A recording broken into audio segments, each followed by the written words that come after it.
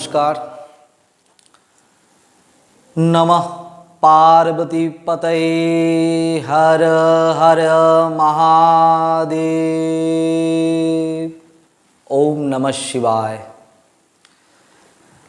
आज के आलोचना करब एक विशेष जिनिस निये एवं मानुषेर मध्य प्रचंड आग्रह आछे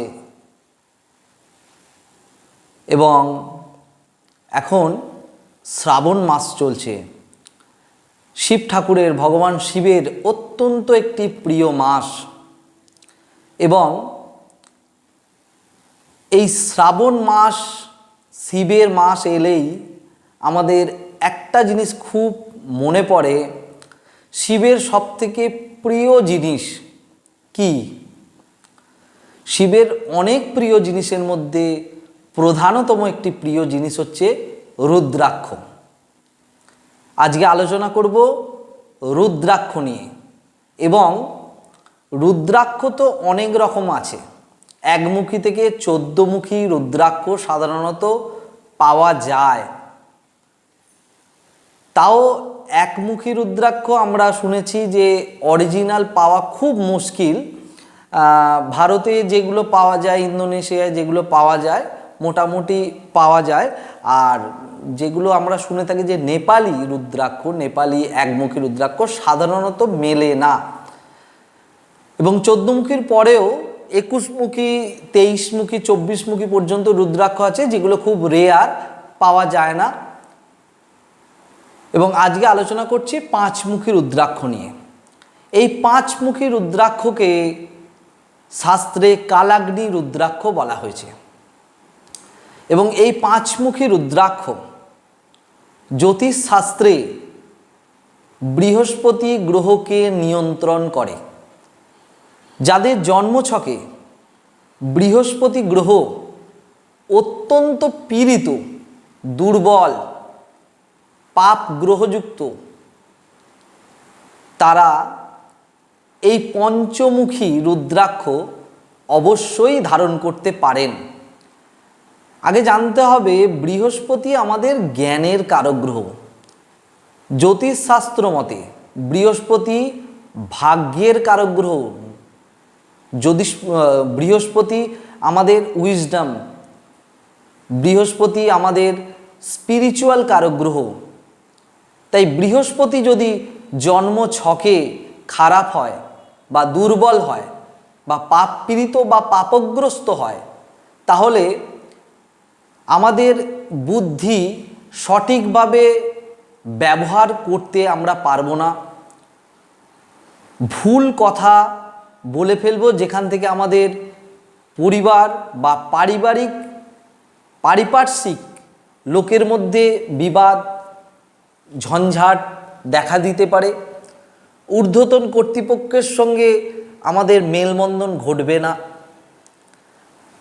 যারা স্পিরিচুয়াল সেক্টরে আছেন, যারা গুরু স্থানীয়,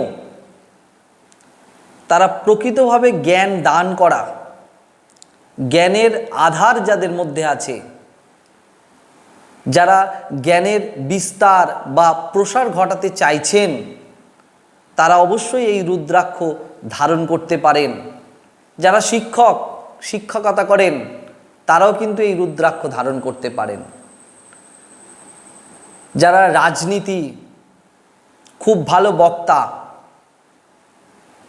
এবং উচ্চ পদে কাজকর্ম করেন, তারাও কিন্তু এই পঞ্চমুখী রুদ্রাক্ষ ধারণ করতে পারেন। এই পঞ্চমুখী রুদ্রাক্ষ ধারণ করলে প্রথমত আপনাদের মধ্যে একটা আধ্যাত্মিক বোধ, আধ্যাত্মিক চেতনা শক্তি অবশ্যই জাগ্রত হবে এবং আপনাদের স্ট্রেস লেভেল অনেকটাই কমে যাবে। এবং যাদের লিভারের প্রবলেম আছে, লিভার সংক্রান্ত সমস্যায় ভোগেন, তাদের ক্ষেত্রে পঞ্চমুখী রুদ্রাক্ষ অত্যন্ত ভালো এবং যে কোনো নেগেটিভ প্রভাব থেকে আপনাকে রক্ষা করবে এই পঞ্চমুখী রুদ্রাক্ষ। এই 5মুখী রুদ্রাক্ষ যে কেউ ধারণ করতে পারেন, বিশেষ করে যাদের বৃহস্পতি অশুভ অবস্থায় আছে তারা অবশ্যই ধারণ করুন। এবং এই শ্রাবণ মাসে যদি ধারণ করতে পারেন, রুদ্রাক্ষকে সঠিক নিয়মে অভিষেক করিয়ে শোধন করে যদি ধারণ করা যায় তাহলে খুব ভালো ফল পাবেন। আমি আজকে একটা পঞ্চমুখী রুদ্রাক্ষ দেখাবো, যেটা হচ্ছে নেপালি রুদ্রাক্ষ। রুদ্রাক্ষটা আপনারা দেখুন, রুদ্রাক্ষের ফলটা কত সুন্দর এবং ফ্রেশ। এটা নেপালি পঞ্চমুখী রুদ্রাক্ষ। এই ধরনের রুদ্রাক্ষ গলায় পেন্ডেন্ট করে অবশ্যই পরতে পারেন। অনেকে পাঁচমুখী রুদ্রাক্ষের মালাও কিন্তু ধারণ করেন। আবার জপের ক্ষেত্রেও পঞ্চমুখী রুদ্রাক্ষের বিশেষ কিন্তু গুণ আছে। কিন্তু যারা জপ করেন, জপের মালা কিন্তু কখনোই ধারণ করবেন না, কারণ জপের মালা ধারণ করার কিন্তু কোনো নিয়ম নেই। জপের মালাকে কিভাবে রাখতে হয় তার কিন্তু সঠিক পদ্ধতি অবশ্যই আছে। আপনারা আপনাদের গুরুদের থেকে জেনে নিতে পারেন। আর যদি মনে হয় তাহলে অবশ্যই কমেন্ট বক্সে কমেন্ট করতে পারেন, বা আমার যে ফোন নাম্বার আছে ফোন নাম্বারে যোগাযোগ করলে আমি বলে দিতে পারবো। আজকে পঞ্চমুখী রুদ্রাক্ষ নিয়ে সাধারণ আলোচনা করলাম। ভিডিওটা যদি ভালো লেগে থাকে তাহলে অবশ্যই লাইক করবেন এবং কমেন্ট করে জানাবেন। আর এই চ্যানেলে যদি আপনারা নতুন হয়ে থাকেন তাহলে অবশ্যই চ্যানেলটিকে সাবস্ক্রাইব করে দেবেন এবং পাশে থাকা বেল আইকনটিকে ক্লিক করে দেবেন, যাতে এই চ্যানেলের সমস্ত ভিডিওর নোটিফিকেশান আপনাদের কাছে সবার আগে পৌঁছে যায়।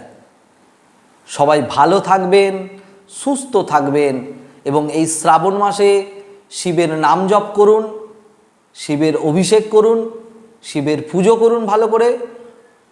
ভগবান শিবের কৃপায় সবাই ভালো থাকবেন। হর হর মহাদেব। নমস্কার।